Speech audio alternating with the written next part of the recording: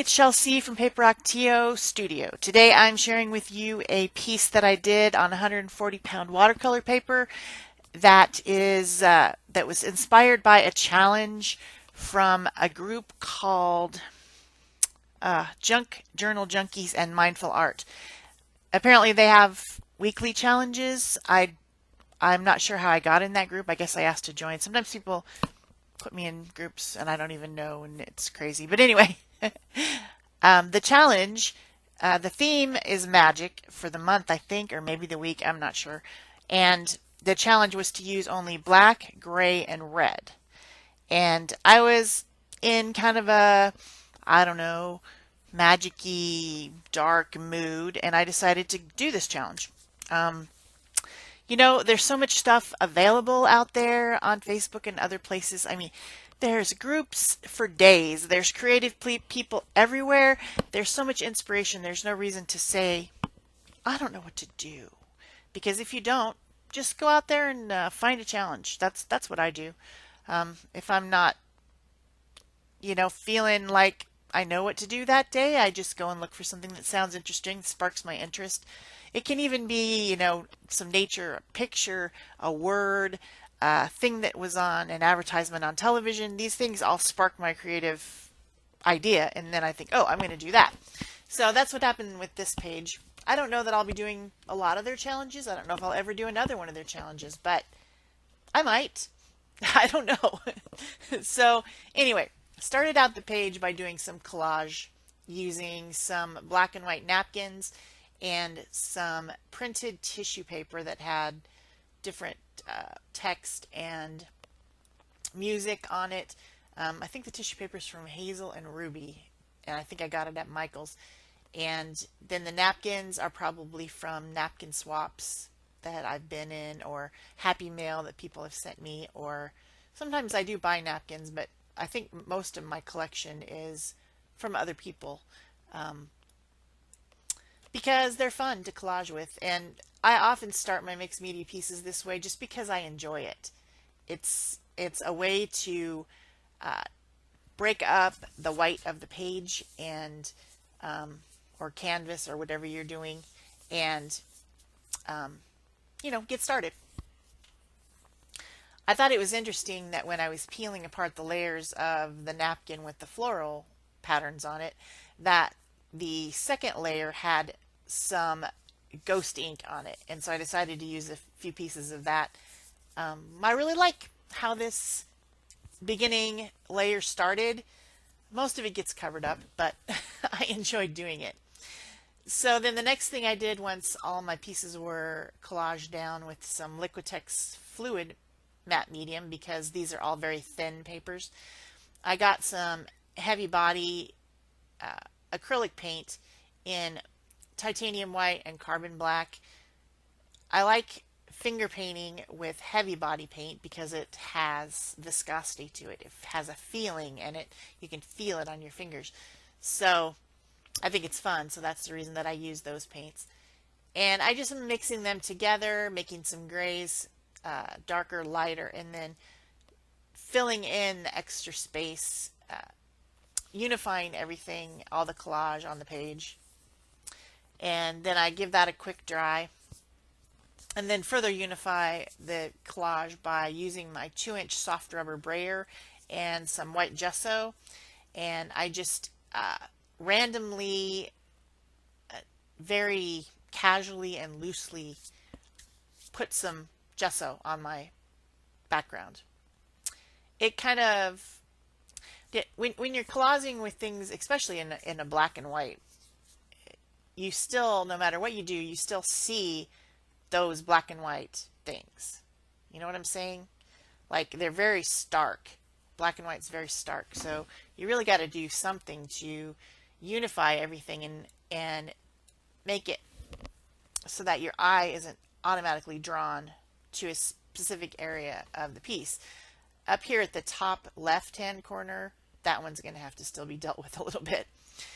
So then I was looking at the way the colors came out, the areas of shadow and light, and I decided to, remember the theme is magic, so I decided to make face, a whimsical face, um, of someone who might be a magic person. I've told you before that I read a lot of fantasy and science fiction type books, urban fantasy.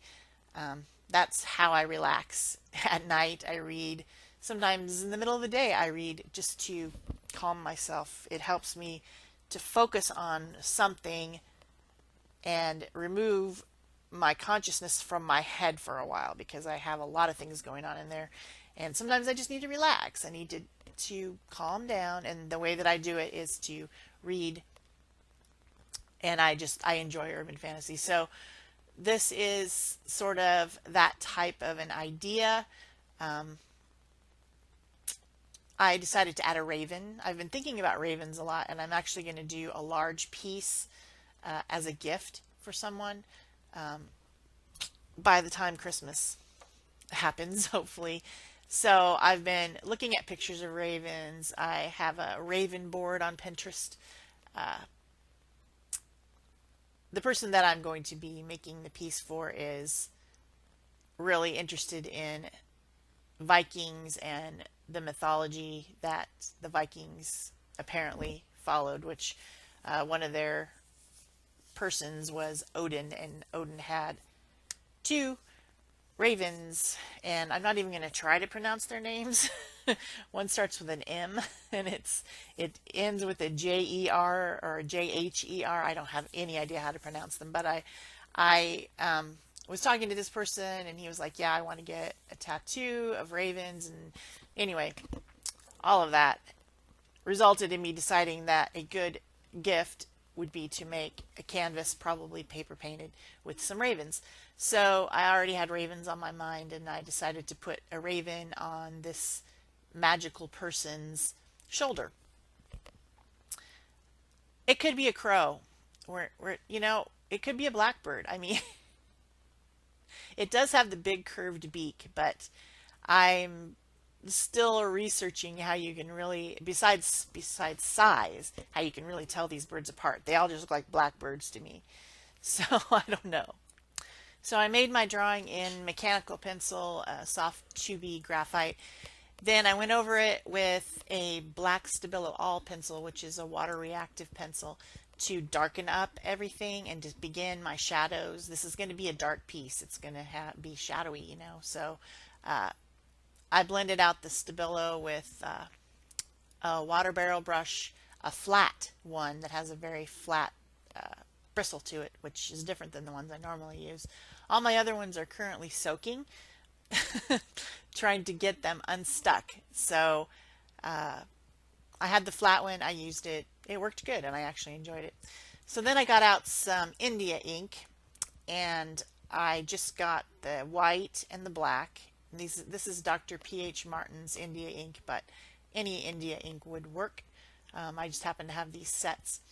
And the thing that I like about India ink is it's very similar to watercolor in that you can thin it, you can, apply it as if it's watercolor, but when it's dry, it's permanent. And I didn't really want to go with watercolor because I wasn't sure what was going to happen. Was I going to put more stuff over the top? I don't know. These mixed media pieces are kind of, you just go until you're happy with what you end up with, basically. So I decided to use the India ink.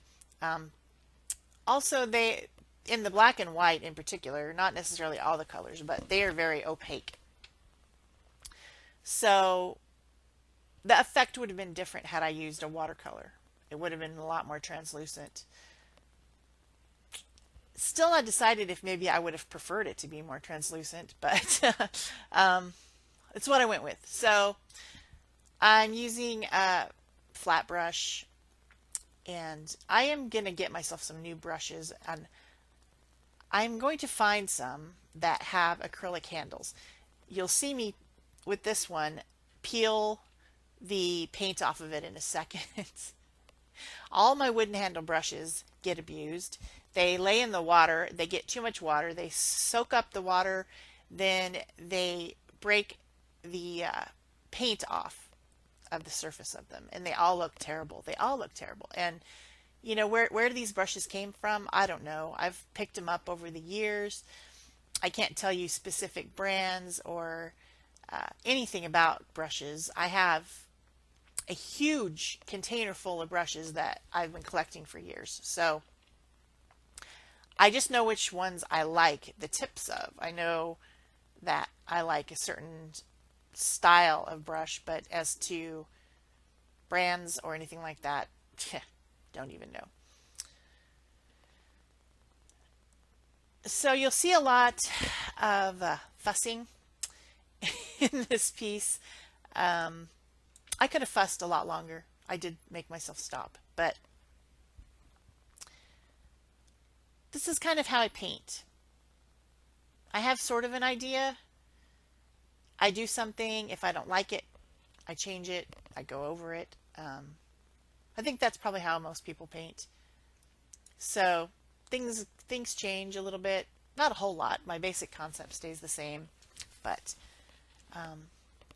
I was having a lot of fun, and I just was conscious of the fact that it's going to be made into a video, and so I can't continue to mess with it forever. I have to stop around an hour 45 minutes in order for it to fit into a 20-minute video with speed up. So yeah, I could have worked a lot longer. I could have really developed this even more, but once I was done messing around with the India ink for a while, I went back in and did some more darkening up with a black Stabilo All pencil. I also bring in the white pencil, which is also a Stabilo All pencil, trying to blend with my finger, blending with the brush, going back and forth, adding more detail, adding more shadows, adding more highlights, going back and forth, changing the shapes of the eyes. You know, nothing is ever really fixed until you just basically tell yourself, okay, you're done. Step away. Step away from the painting. That's what I have to tell myself. So this was a fun project. I really enjoyed it, and I think that the theme is something that I really like. I'll probably be maybe doing some more of this type for, you know, September, October time frame because of the time of year it is, and you know, I really had fun. Lots of fun. A lot less whimsical than most of my work. So still whimsical, obviously not realistic, but a dark sort of whimsy. Yes, a dark whimsy. Is there such thing as a dark whimsy? Probably not. So the third color in the challenge, red. I had to go get some red. So I decided to use Inktense pencils because I was already rocking the whole pencil thing using the Stabilos. Was enjoying those. Somewhere, and I don't know where, I have a red Stabilo pencil. Not sure where it is, and I didn't feel like looking for it, and I knew that there was red in the set of Inktense pencils, so I could have just went with the red Stabilo pencil if I wanted to take the time to look for it. So I decided to make a red gem on her forehead, and of course red lips.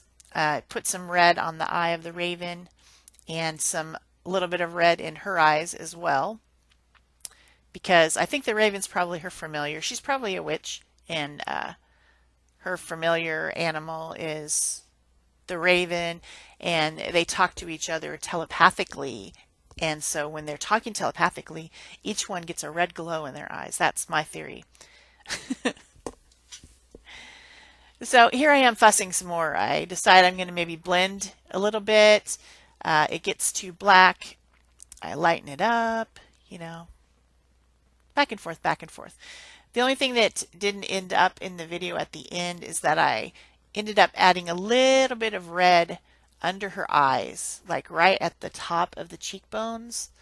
I just felt that it needed another something there to make the cheeks more rounded and make her look a little less gaunt.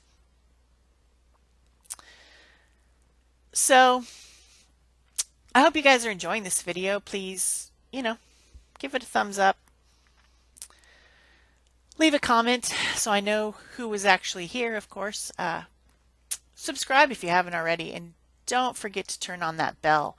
A lot of people have subscribed to the other channel that Peg Robinson and I started recently for live streaming, which is live streaming on Thursday mornings, and they forgot to turn on the bell, and they didn't get notified that we were live. So be sure to turn on the bell if you want to be notified of a new video on my channel. And if you subscribed over there, turn on that bell too so that you'll know. So I came back in with some more gesso on my brayer just to, again, unify, push things back, and to kind of alter that really dark spot up at the top with the paisley napkin. It was standing out too much. It was bothering me. So still more fussing, more white, more black, more this, more that. I do end up bringing in an India ink, there we go, pen. This is the Pit Pens from Faber-Castell. This one is the big brush, but most of mine are the regular size. This is the big brush white. And so rather than getting out some more India ink onto my palette and using a brush, I just decided to use this pen. And you can blend it with your finger while it's still wet, so it works pretty good to apply some highlights. I wanted to brighten up her hair a little bit because it wasn't as white as I wanted. Obviously, everything on the page is really gray, but it's just shades of gray. Shades, 50 shades. There might be 50 shades on there. I don't know. So then I decided I needed something up in the sky, so I got a stamp set. This is an old stamp set from Stampin' Up, and it has some flying bats. And I used my Memento Tuxedo Black pad to stamp on the bats, and then I also used that pad to go around the edge of the piece because I like those enclosing edges on things. And then I think to finish it off, I added some splatters because who doesn't like splatters? Everyone likes splatters. I used white and then black. Decided I needed even more splatters, so used the black. I also was using a Posca pen for really, really white highlights there real quickly, just in the eyes. And there's the black splatters. And I think that's it for me. So I hope you enjoyed this. Bye-bye.